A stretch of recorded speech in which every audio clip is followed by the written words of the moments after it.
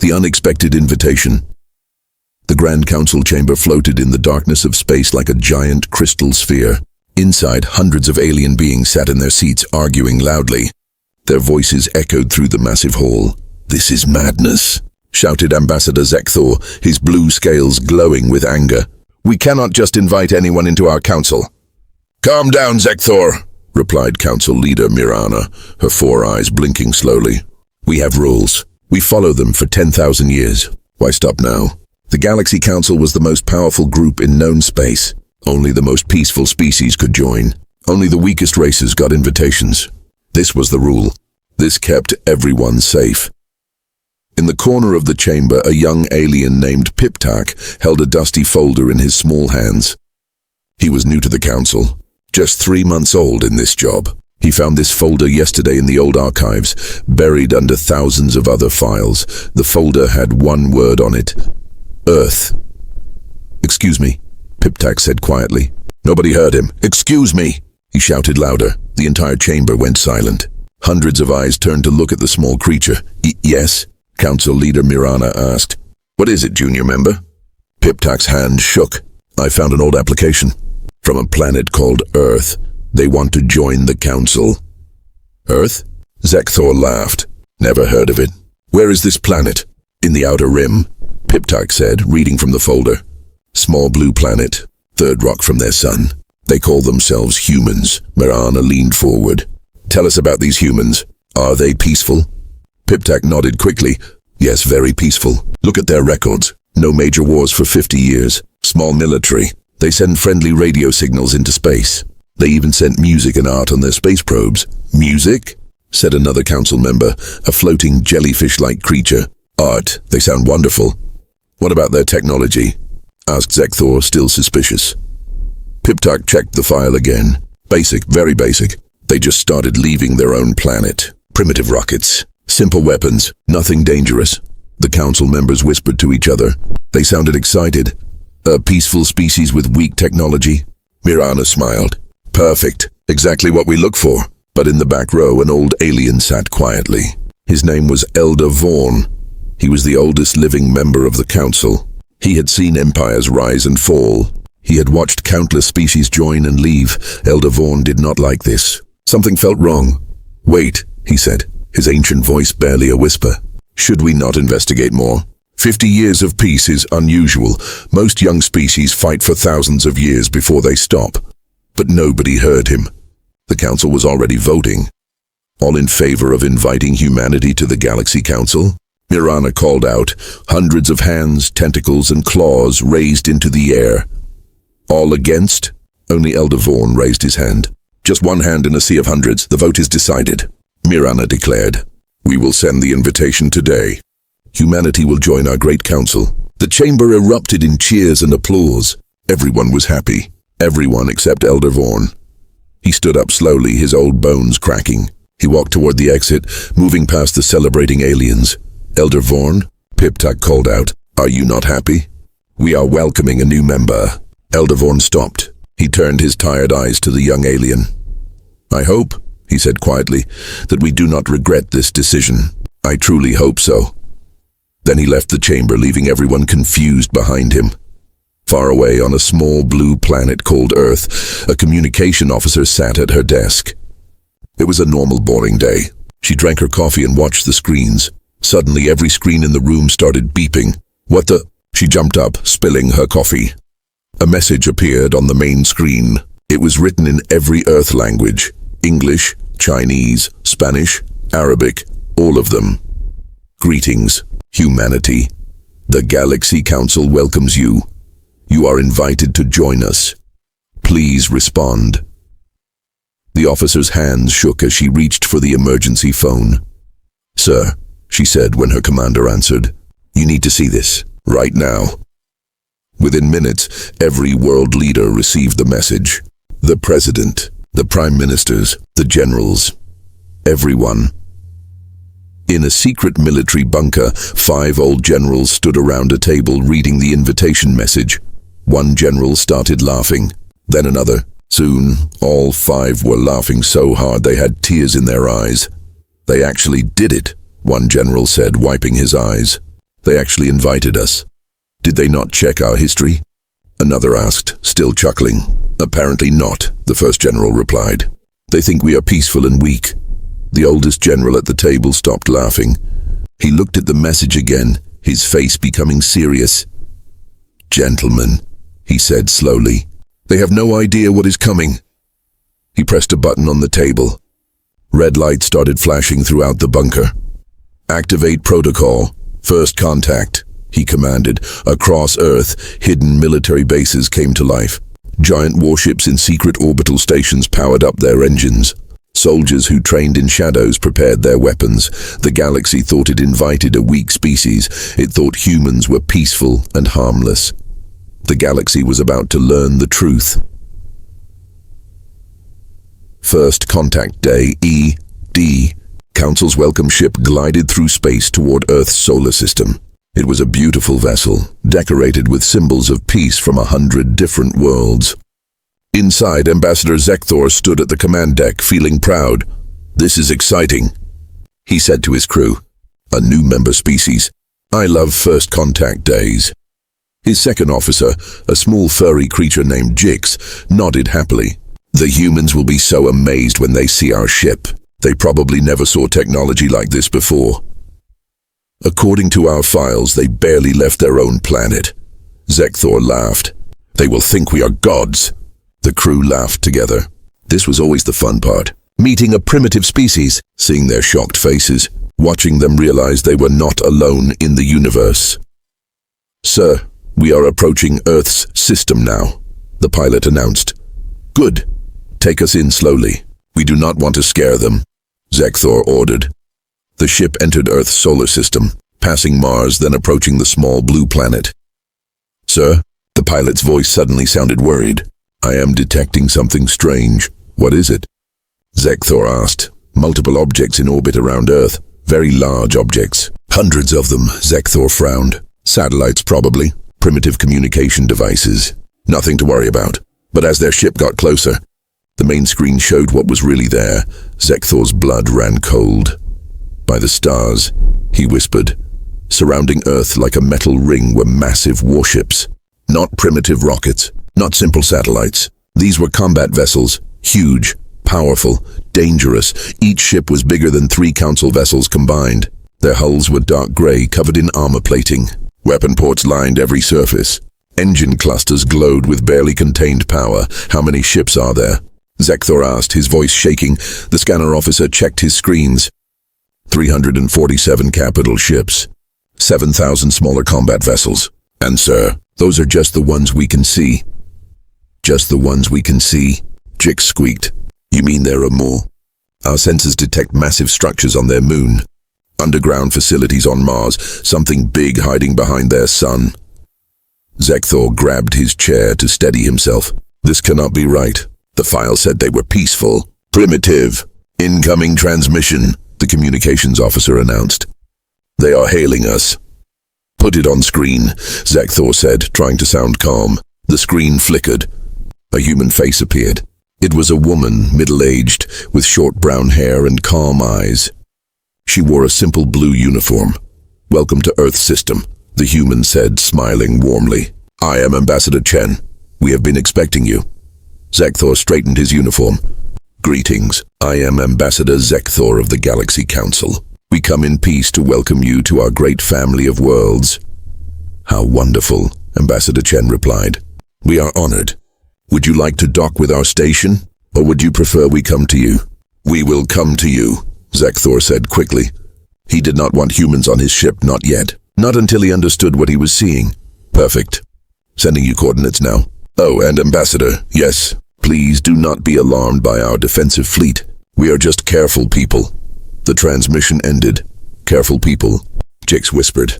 They have enough weapons to destroy 100 planets. Zekthor said nothing. His mind was racing. Something was very wrong here. The council ship docked with Earth's orbital station.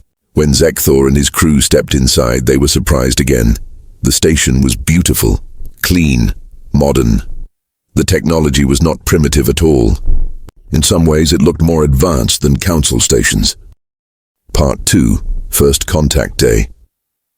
The Council's welcome ship glided through space toward Earth's solar system. It was a beautiful vessel, decorated with symbols of peace from 100 different worlds. Inside, Ambassador Zekthor stood at the command deck, feeling proud. "This is exciting," he said to his crew. "A new member species. I love first contact days." His second officer, a small furry creature named Jix, nodded happily. "The humans will be so amazed when they see our ship. They probably never saw technology like this before." "According to our files, they barely left their own planet," Zekthor laughed. "They will think we are gods." The crew laughed together. This was always the fun part, meeting a primitive species, seeing their shocked faces, watching them realize they were not alone in the universe. "Sir, we are approaching Earth's system now," the pilot announced. "Good. Take us in slowly." "We do not want to scare them," Zekthor ordered. The ship entered Earth's solar system, passing Mars, then approaching the small blue planet. "Sir?" The pilot's voice suddenly sounded worried. "I am detecting something strange." "What is it?" Zekthor asked. "Multiple objects in orbit around Earth, very large objects, hundreds of them." Zekthor frowned. "Satellites, probably. Primitive communication devices, nothing to worry about." But as their ship got closer, the main screen showed what was really there. Zekthor's blood ran cold. "By the stars," he whispered. Surrounding Earth like a metal ring were massive warships. Not primitive rockets, not simple satellites. These were combat vessels. Huge, powerful, dangerous. Each ship was bigger than 3 council vessels combined. Their hulls were dark gray, covered in armor plating. Weapon ports lined every surface. Engine clusters glowed with barely contained power. "How many ships are there?" Zekthor asked, his voice shaking. The scanner officer checked his screens. 347 capital ships, 7,000 smaller combat vessels. "And, sir, those are just the ones we can see." "Just the ones we can see?" Jix squeaked. "You mean there are more?" "Our sensors detect massive structures on their moon, underground facilities on Mars, something big hiding behind their sun." Zekthor grabbed his chair to steady himself. "This cannot be right. The files said they were peaceful, primitive." "Incoming transmission," the communications officer announced. "They are hailing us." "Put it on screen," Zekthor said, trying to sound calm. The screen flickered. A human face appeared. It was a woman, middle-aged, with short brown hair and calm eyes. She wore a simple blue uniform. "Welcome to Earth's system," the human said, smiling warmly. "I am Ambassador Chen. We have been expecting you." Zekthor straightened his uniform. "Greetings, I am Ambassador Zekthor of the Galaxy Council. We come in peace to welcome you to our great family of worlds." "How wonderful," Ambassador Chen replied. "We are honored. Would you like to dock with our station, or would you prefer we come to you?" "We will come to you," Zekthor said quickly. He did not want humans on his ship, not yet, not until he understood what he was seeing. "Perfect. Sending you coordinates now." "Oh, an ambassador. Yes? Please do not be alarmed by our defensive fleet. We are just careful people." The transmission ended. "Careful people," Jix whispered. "They have enough weapons to destroy 100 planets." Zekthor said nothing. His mind was racing. Something was very wrong here. The council ship docked with Earth's orbital station. When Zekthor and his crew stepped inside, they were surprised again. The station was beautiful, clean, modern. The technology was not primitive at all. In some ways, it looked more advanced than council stations. Ambassador Chen met them at the airlock, still smiling. 2 human guards stood behind her. They wore formal uniforms and looked professional. But Zekthor noticed something. Both guards had scars, old battle scars on their faces and hands. "Welcome to Orbital Station Unity," Chen said, shaking Zekthor's hand. Humans apparently greeted people by gripping hands. We prepared a tour for you. Would you like to see our world? Yes, please, Zekthor said, still trying to understand everything. As they walked through the station, Zekthor kept noticing strange things. The walls had blast doors every 50 meters. Emergency weapon lockers lined the corridors. Every window had armored shutters. Your station seems very secure, he said carefully. Oh yes, Chen nodded. Safety first. We learned that lesson well. Learned from what? Chen's smile did not change. History, Ambassador. History teaches everything. They entered an observation deck.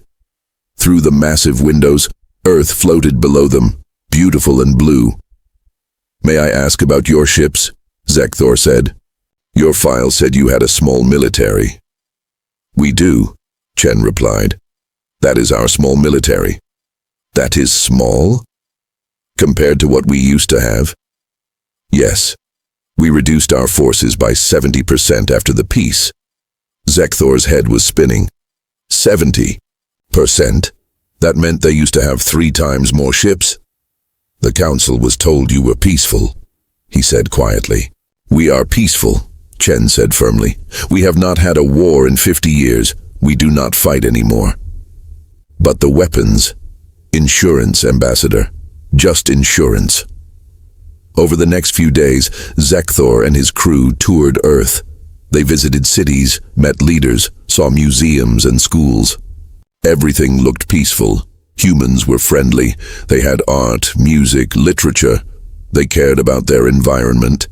They helped each other. But Zekthor kept seeing small things, strange things. Human sports were violent. They called it football, where large humans crashed into each other at full speed. They called it boxing, where 2 humans punched each other until one fell down. They called it entertainment. Human children played games called Capture the Flag and Laser Tag. These were war simulations. The children were practicing tactics and strategy. In every human city, there were memorials, monuments to wars, to battles, to soldiers who died. Thousands of memorials, millions of names carved in stone. On the last day of the tour, Zekthor met with Chen in her office.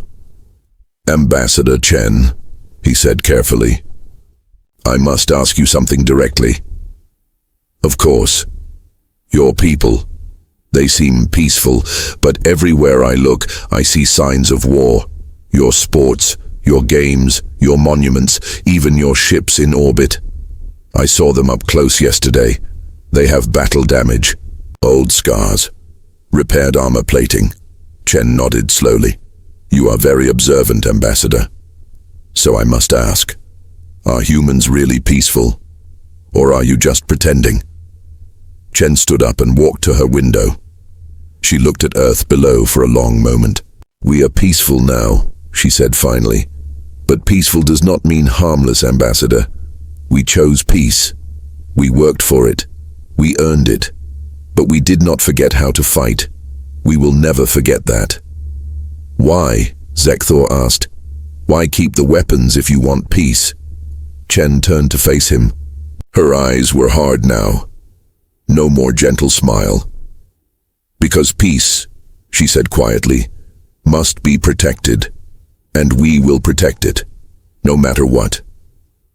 That night, back on his ship, Zekthor could not sleep. He ordered his science officer to hack into Earth's public databases, just basic information. History files, nothing classified. What they found made everyone on the ship go silent. Jix read the report out loud, his voice shaking. In the last 5,000 years, humanity fought over 10,000 wars. They killed billions of their own people. They invented weapons that could destroy their entire planet. Multiple times. They built bombs that could turn cities into ash in seconds. Enough, Zekthor whispered. I have heard enough. He immediately sent an emergency message to the council. Priority 1, highest urgency. The message said, "We made a terrible mistake. Humanity is not what we thought. Request emergency council meeting immediately." But as he sent the message, his communication officer shouted, "Sir, incoming distress. Signal, it is from Council World Pack 7. What happened? Pirates. The Krell pirate fleet attacked them. They are asking for help." Zekthor checked his star charts. "Where is the nearest Council defense fleet?" 6 days away, sir." 6 days. The pirates will destroy everything by then. Is anyone closer? The scanner officer checked his screens. His face went pale. "Yes, sir. One fleet is close enough to reach Pack 7 in under an hour." "Who?" "The human fleet, sir. They are only 30 minutes away." Zekthor stared at the screen. The same human warships he saw orbiting Earth were now his only hope. He opened a channel to Ambassador Chen. "Ambassador," he said, "we need your help." The truth revealed. Ambassador Chen's face appeared on Zekthor's screen within seconds. She was no longer smiling. Her expression was cold and focused. "We received the distress signal," she said before Zekthor could speak. "Pack 7 is under attack. Krell pirates, 47 warships. They are destroying civilian areas. You already know," Zekthor stammered. "We monitor all council communication channels," Chen replied, "for situations exactly like this. Ambassador, do you want our help or not?" Zekthor hesitated. Everything about this felt wrong, but innocent people were dying. "Yes," he said finally. "Please help them." Chen nodded once. "Our fleet will arrive in 28 minutes. Chen out." The screen went dark. Jix looked at Zekthor with wide eyes. "Did she say 28 minutes? Pack 7 is over 5 light years away. That is impossible." "Nothing about humans is what we thought," Zekthor whispered. Meanwhile, on the human flagship Indomitable, Admiral Marcus Kane stood on the command bridge. He was a tall man with gray hair and scars across his face. He had fought in the last human war 50 years ago. He remembered everything. "All ships, battle formation Delta 7, he commanded. "Weapons hot, shields to maximum. We go in fast and hard." "Sir," his weapons officer said, "the council protocols say we should try negotiation first. Warn the pirates before engaging." Kane's jaw tightened. "There are civilians dying down there. Every second we waste talking, more people die, but..." He paused. "Fine, we follow their rules. One warning. 60 seconds. Then we end this." "Yes, sir." The human fleet jumped to faster than light speed. Stars stretched into lines. Space folded around them. 28 minutes later they arrived at Pack 7. The planet was burning. The Krell pirates had surrounded it with their ships.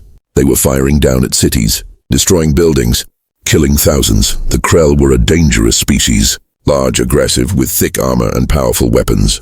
They refused to join the council. Instead, they stole and destroyed for profit. Their leader, War Chief Grakoth, sat on his command throne, watching the destruction with satisfaction. "More," he roared. "Burn everything! Take all the valuable materials. Leave nothing behind." Suddenly, his sensor officer called out, "War Chief, new ships just arrived. 5 vessels." "Only 5? Grakoth laughed. "The council sends 5 ships to stop us? Pathetic. What species?" The sensor officer checked his screens. "Unknown, War Chief. I have never seen these ship designs before. They are marked with a symbol, a blue planet with white clouds, probably some new council members." "Weak and scared." Grakoth stood up. "Send them a message. Tell them to leave or die." But before the message could be sent, a transmission came from the human fleet. Admiral Kane's face appeared on every Krell ship screen. "Krell vessels," Kane said, his voice cold and hard. "This is Admiral Marcus Kane of the Human Defense Fleet. You are attacking a council world. You have 60 seconds to power down your weapons and surrender. This is your only warning." For a moment there was silence in Grakoth's ship. Then the war chief burst out laughing. His entire crew joined in. "Humans?" Grakoth roared. "What are humans? I never heard of you, and you dare threaten me? Me? With only 5 ships against my 47? He pointed at the screen. "Listen, little human. I am going to destroy your tiny ships. Then I'm going to find your home planet, and I'm going to burn it to ash. Do you understand?" Kane's expression did not change. "You had your chance. All human ships weapons free. Execute battle plan Theta. Leave no survivors." The transmission ended. Grakoth laughed again. Did that fool just say leave no survivors? He has 5 ships. 5, open fire! Kill them all! The Krell fleet turned toward the human ships and fired everything they had. Thousands of plasma bolts and missiles screamed through space. The human ships did not run. They did not dodge. Instead, they activated their shields. The Krell weapons hit the human shields and bounced off. Every single shot. The shields glowed bright blue but did not break. Grakoth stopped laughing. What? How strong are those shields? War Chief, his weapons officer said nervously. The humans are returning fire. On the Indomitable's bridge, Kane gave his orders calmly. Target priority Alpha. Mark all enemy command ships. Railguns fire. The human ships fired, but these were not normal weapons. These were mass accelerator cannons, railguns. They fired solid metal slugs at incredible speed. Faster than missiles. Faster than energy weapons. Almost impossible to dodge. The metal slugs hit 3 Krell command ships. The slugs went straight through their shields, straight through their armor, straight through their hulls. 3 Krell ships exploded in seconds. Impossible, Grakoth screamed. Nothing can pierce our armor that easily. War Chief, they are moving. The 5 human ships suddenly accelerated. They moved faster than any ship Grakoth had ever seen. They split up, each taking a different attack angle. The humans were not defending. They were attacking, all ships. Focus fire on one human vessel. Destroy it, Grakoth ordered. 20 Krell ships turned and fired at a single human destroyer. Thousands of weapons hit it at once. The human ship's shields held, then the human ship fired back. Its missiles were small but incredibly fast. They zigzagged through space, dodging Krell defensive fire. 12 missiles hit 6 different Krell ships. 6 more Krell vessels exploded. The battle lasted exactly 2 minutes and 43 seconds. The human ships moved like dancers. Perfect coordination, no wasted movement. Every shot hit its target. Every maneuver put them in the perfect position. The Krell ships tried to fight back. They tried to run. They tried everything. Nothing worked. Kane watched from his bridge, his face emotionless. Target the command ship. All weapons. Fire. Every human ship fired at once. Railguns, missiles, energy weapons, everything. Grakoth's flagship broke apart like a toy. The war chief did not even have time to scream. When the smoke cleared, all 47 Krell ships were destroyed. Debris floated in space where a pirate fleet once stood. The 5 human ships had minor shield damage. Nothing else. Admiral Kane opened a channel to Pack 7. This is Admiral Kane. The threat has been eliminated. We are scanning for survivors. On the planet below, millions of aliens stared at their screens in shock. They watched 5 human ships destroy an entire pirate fleet in less than 3 minutes. Back on Zekthor's ship, the entire crew sat in stunned silence. They watched the battle recording again and again. How? Jix whispered. How did they do that? Zekthor did not answer. He was too busy sending another urgent message to the Council. This time his message was simple. Council must meet immediately. Humanity is not what we thought. They are not weak. They are not primitive. They are the most dangerous species in the galaxy. On Earth, in the secret military bunker, the 5 generals watched the same battle recording. Clean work, one general said, nodding with approval. Kane followed protocols, another added. He gave them a warning first. Do you think the Council understands now? The youngest general asked. The oldest general, the same one from Part 1, stood up slowly. He looked tired but satisfied. Not yet, he said. But they will. Soon they will learn the truth about humanity. About what we really are. About where we really came from. Should we tell them? Someone asked. No. The old general shook his head. Let them figure it out themselves. It will be more interesting that way. 3 days later, the Galaxy Council called an emergency meeting. Every member species attended. The chamber was packed. Elder Vaughn stood at the center podium. He looked older than before, more tired. I warned you, he said quietly. I told you something was wrong. But nobody listened. Elder Vaughn, Mirana said. Please tell us, what do you know about humans? The old alien closed his eyes. When he opened them again, they were filled with ancient memories. 10,000 years ago, he began. There was a species in this galaxy. They were great warriors, the best fighters we ever saw. They protected everyone. They defended the weak. They stopped wars. They fought monsters and evil empires. They were called the Guardians. The chamber was silent, but one day they disappeared. All of them vanished without a trace. We searched for centuries. We found nothing. We thought they were extinct. We thought we were safe. Elder Vaughn looked directly at the camera that was streaming this meeting across the galaxy. But they were not extinct. They were hiding. They went to a small blue planet on the outer rim. They started over. They forgot who they were. They evolved. They changed. But deep inside, they were still the same. "You cannot mean," Mirana whispered. "Yes," Elder Vaughn said. "Humans are the descendants of the Guardians. The warrior race has returned." The chamber erupted in chaos. Everyone was shouting. Some aliens looked terrified. Others looked confused. Elder Vaughn raised his hand for silence. "I said they were extinct. I was wrong.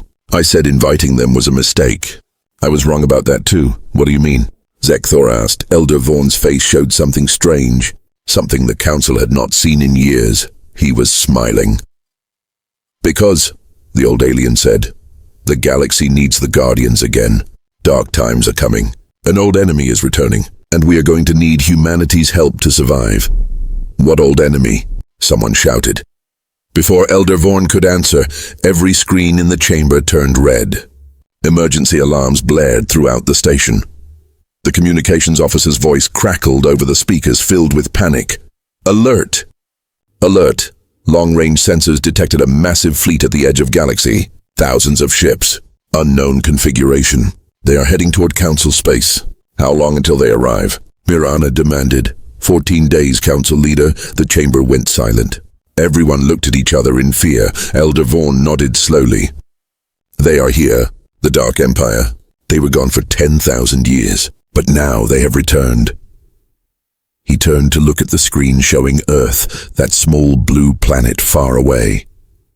"And the only species that ever defeated them," he said quietly, "was the Guardians. Now we have to hope their descendants remember how to fight." Humanity's true purpose. The Galaxy Council chamber felt colder than before. Every alien representative stared at the red emergency screens. Numbers kept updating. Enemy fleet size, 3,047 ships. Distance decreasing. Time until arrival, 13 days, 18 hours. "This cannot be happening," Mirana whispered. "The Dark Empire was destroyed.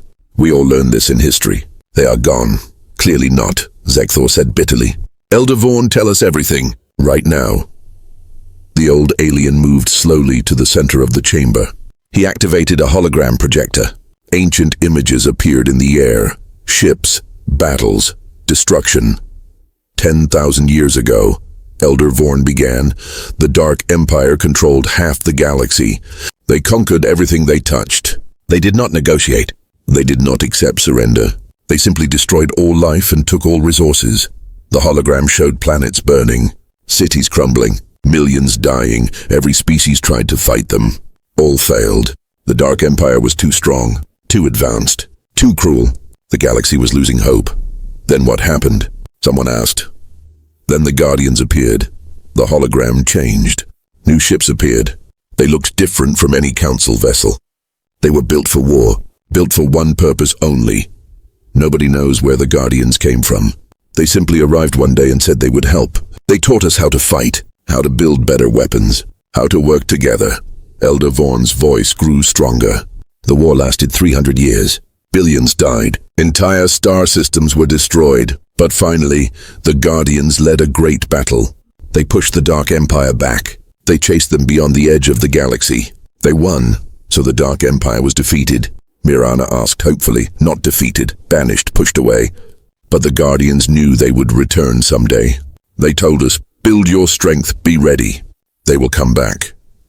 But then the Guardians themselves disappeared. We searched everywhere. We found nothing. Elder Vaughn turned off the hologram. Until 3 days ago, until I saw the human warships fight. Their tactics, their weapons, their way of battle. It was exactly like the Guardians. You think humans are their descendants?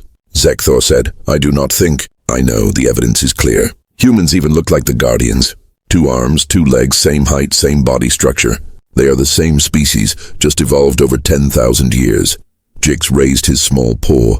But Elder Vaughn, If humans are the guardians, why did they leave? Why did they hide on Earth? The old alien shook his head sadly. That, young one, is the great mystery.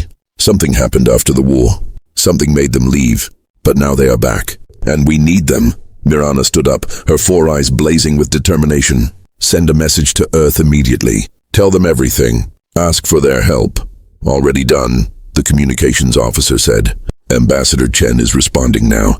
Putting her on screen, Chen's face appeared. But this time she was not alone. Behind her stood 5 humans in military uniforms. One of them was the old general from Part 1, Council Leader Mirana. Chen said formally, "We received your message. We know about the Dark Empire. You know." Mirana blinked in surprise. "We have known for weeks," Chen replied. "Our deep space sensors detected them before yours did. We have been preparing. Then you will help us?" Zekthor asked desperately. Chen looked at the old general behind her. He nodded. "Yes," Chen said. "We will help. But first, you deserve the truth. General Harrison, please step forward." The old general moved to stand beside Chen. He was at least 70 years old, with white hair and a face marked by time and war. "Council members," General Harrison said in a deep, tired voice, "my name is Thomas Harrison. I am the Supreme Commander of all human military forces, and I am also the keeper of our most important secret." He pressed a button. A new hologram appeared on the council screens. It showed ancient text written in a language nobody recognized. 53 years ago, Harrison continued, we found something buried deep under the ice in Antarctica. A vault. Inside were data crystals containing information in an alien language. It took us 12 years to translate them. What did they say? Elder Vorn asked, leaning forward. They told us who we really are, Harrison said quietly. You are correct, Elder Vorn. Humans are the descendants of the Guardians. But we did not forget our past by accident. We chose to forget. The chamber erupted in confused voices. Silence, Mirana commanded. General, explain yourself. Harrison's face looked pained. After the Great War ended, the Guardians were tired. 300 years of fighting. Billions of their people dead. They had saved the galaxy, but they had lost so much. They were broken inside. He paused, gathering his emotions. So they made a choice. They decided to leave, to start over, to find a peaceful planet far away and begin again. They wanted to forget the war, forget the killing, forget everything. They wanted peace. Elder Vorn whispered in understanding. Yes, Harrison nodded. They found Earth, a beautiful planet with no intelligent life. They destroyed their warships. They erased their military databases. They used genetic modification to slowly forget their warrior instincts. Over generations, they became peaceful. They became farmers, artists, builders. They became human. But it did not work completely, Zekthor said. No, Harrison agreed. You cannot erase 10,000 years of warrior culture so easily. It came back in our sports, our competition, our constant fighting. For thousands of years, we fought each other instead of external enemies. We turned our warrior instincts inward. We had war after war after war, Jix squeaked. That is why you fought so much. The warrior nature was still inside you. Exactly. But 50 years ago, we found the vault. We learned the truth. We realized what we were meant to be, and we made a decision. What decision? Mirana asked. To reclaim our purpose, Harrison said firmly. To stop fighting ourselves and prepare for the real enemy. Because the vault contained one final message, a warning from our ancestors. It said, the Dark Empire will return in 10,000 years.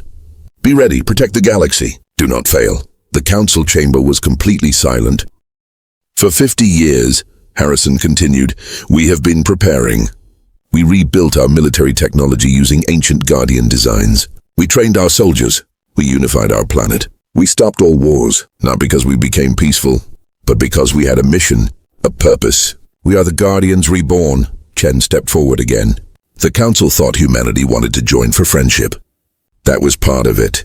But mainly we wanted to join because we needed to protect you. That is what Guardians do. Elder Vorn was crying now. Tears ran down his old face. You came back. After all these years, you came back. We never left, Harrison said gently. We just forgot for a while, but now we remember. Mirana wiped her own eyes. General Harrison, Ambassador Chen, on behalf of the entire Galaxy Council, I thank you. What do you need from us? Harrison's face became all business. military, focused. Everything. We need your industrial capacity, your resources, your soldiers. This will not be an easy fight. The Dark Empire is stronger than before. We have 13 days to prepare. We need to start now. You have it, Mirana said immediately. All of it. Whatever you need. Good.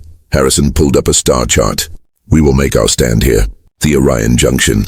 It is a bottleneck. They must come through there to reach Council space. We will fortify it. 40 human warships plus whatever forces you can send. 40 ships. Zekthor said nervously. The enemy has almost 4,000. Harrison smiled grimly. Numbers do not matter as much as you think. We are guardians. This is what we were born to do. Over the next 13 days, the galaxy transformed. Human engineers arrived at Council worlds, building new weapons and shields. Human military instructors trained alien soldiers in combat tactics. Human scientists shared Guardian technology with Council researchers. Zekthor watched it all in amazement. The humans worked without rest, without complaint. They moved with purpose and determination. On the 12th day, he found Elder Vaughn standing in an observation deck, looking at the human fleet gathering near the Orion Junction. Elder Vaughn, Zekthor said quietly, "Are you scared?" "Terrified," the old alien admitted. "I remember the last war. It was horrible. Then why are you smiling?" Elder Vaughn pointed at the human ships. "Because this time we have them. Last time the Guardians were tired and broken. This time they are fresh and ready. And they have something they did not have before." "What is that?" "Motivation. They are not fighting because they have to. They are fighting because they want to. Because protecting others is in their blood. In their DNA. In their very souls. You really think we can win?" Elder Vaughn turned to look at Zekthor with bright eyes. "Young one, I have lived for 800 years. I have seen empires rise and fall. I have seen miracles and disasters. And I will tell you this. Never bet against humanity. Never. They are stubborn, creative, and absolutely refuse to give up. If anyone can save us, it is them." On the 13th day, the alarm sounded. The Dark Empire had arrived. Admiral Kane stood on the bridge of the Indomitable, watching his screens. Around him floated 40 human warships and 200 Council vessels. Behind them stood every defense platform, weapon satellite, and shield generator the galaxy could build in 13 days. It was not enough. Everyone knew it was not enough. The enemy fleet appeared on sensors. 3,847 ships, each one massive, each one deadly. Kane's communication officer said nervously, "Sir, the enemy is hailing us." "Put it on screen." A face appeared. It was not human, not even close. It looked like a nightmare-given form. Black armor, red eyes, a voice like grinding metal. "Pitiful creatures," the Dark Empire commander said. "You dare stand against us? We destroyed your ancestors 10,000 years ago. We will destroy you now. Surrender and we will kill you quickly." Kane stared at the screen without expression. Then he smiled. Not a friendly smile. A warrior's smile. "You did not destroy our ancestors," Kane said coldly. "They destroyed you. They chased you away like scared children, and now we are going to finish what they started." He leaned forward. "This is Admiral Marcus Kane of the Human Guardian Fleet, and I have a message for you. Welcome to your extinction." The Dark Empire commander's eyes widened in shock. "Guardians? Impossible. You are all dead." "We got better," Kane said. "All ships weapons free. Show them what happens when you threaten our galaxy." The galaxy's new guardians, the space around Orion Junction, exploded with light and fire. The Dark Empire fleet came forward like a black wave of death. 3,847 warships, each one massive and terrible. Their weapons glowed red. Their engines burned like dying stars. Against them stood 240 ships. 40 human warships leading 200 Council vessels. It looked hopeless. It looked impossible. But Admiral Kane was not afraid. "All ships formation Guardian Wall," he commanded. "Human vessels take point position. Council forces support formation behind us. Shield generators to maximum." On the Indomitable's bridge, his crew worked with calm efficiency. "No panic, no fear. Just focus, sir," his weapons officer said. "Enemy fleet is in firing range." "Hold," Kane ordered. Let them come closer. Let them think they are winning. The Dark Empire ships moved forward, their commander laughing on the open channel. Look at them. The commander roared. They do not even run. They stand and wait to die. Fire everything! Destroy them all! Thousands of weapons fired at once. The space between the two fleets filled with missiles, plasma bolts and energy beams. A wall of death racing toward the human and council ships. Sir, someone shouted. Impact in 5 seconds. All power to forward shields, Kane said calmly. Brace for impact. The enemy weapons hit. The human shields flared bright blue, so bright it hurt to look at them. The ships shook. Alarms blared, but the shields held. Every single one held. Behind the human ships, the council vessels were protected. Not a single shot got through. Impossible, the Dark Empire commander screamed. Nothing can withstand that much firepower. Kane smiled. Our turn. All ships return fire. Target their command vessels. Guardian Protocol 7. The human fleet fired back, but this time they used something new. Something the Council had never seen before. Something the ancient Guardians created 10,000 years ago and humans perfected over the last 50 years. Quantum torpedoes. The torpedoes were small but incredibly fast. They did not travel through normal space. They phased in and out of reality, making them almost impossible to stop. Each torpedo carried enough power to destroy a moon. 40 human ships fired 200 torpedoes. The torpedoes flickered through space like ghosts. The Dark Empire tried to shoot them down. Their defensive weapons fired desperately. But the torpedoes were too fast, too unpredictable. They hit. 200 Dark Empire ships exploded in brilliant flashes of light. Gone in seconds. Including 5 command carriers, the Dark Empire fleet stopped advancing. Confusion spread through their ranks. Impossible! Their commander shouted again. Those are Guardian weapons. How do you have Guardian weapons? Because we are the Guardians, Kane replied. And you made a mistake coming back to our galaxy. He turned to his fleet. All human ships, attack formation Delta. Council forces provide covering fire. We go in. The 40 human warships suddenly accelerated. They moved faster than any ships the Dark Empire ever saw. They split into 4 groups of 10, each group attacking from a different angle. The Council ships followed behind, their weapons blazing, providing support. What happened next would be remembered for thousands of years. On the human destroyer Valiant, Captain Sarah Rodriguez commanded her crew with precision. Target that battleship. The big one on the left. All weapons. Her ship danced through enemy fire, dodging and weaving like a fighter instead of a warship. Railguns fired. Missiles launched. Energy weapons blazed. The Dark Empire battleship, 10 times larger than the Valiant, tried to turn and fight back. But it was too slow, too clumsy. The Valiant's weapons tore through its armor like paper. The battleship broke apart, engines exploding in a chain reaction. One down, Rodriguez said. Next target. On the human cruiser Relentless, Commander James Park watched his tactical display. 20 enemy ships were surrounding his vessel, trying to trap it. They think they have us, he said to his crew. Show them they are wrong. He activated a special system, something the Council never saw before. A weapon the ancient Guardians invented but never perfected. Humans perfected it. Deploying swarm drones, Park commanded. Hundreds of small objects ejected from the Relentless. They looked like tiny ships, each one no bigger than a car. But there were 500 of them. The swarm drones spread out, each one controlled by advanced AI. They moved like a school of fish, perfectly coordinated. They attacked the 20 enemy ships from every angle. The Dark Empire tried to shoot them down. But for every drone destroyed, 5 more took its place. The drones were too small, too fast, too many. Within minutes, all 20 enemy ships were disabled or destroyed. The Relentless moved on to its next target.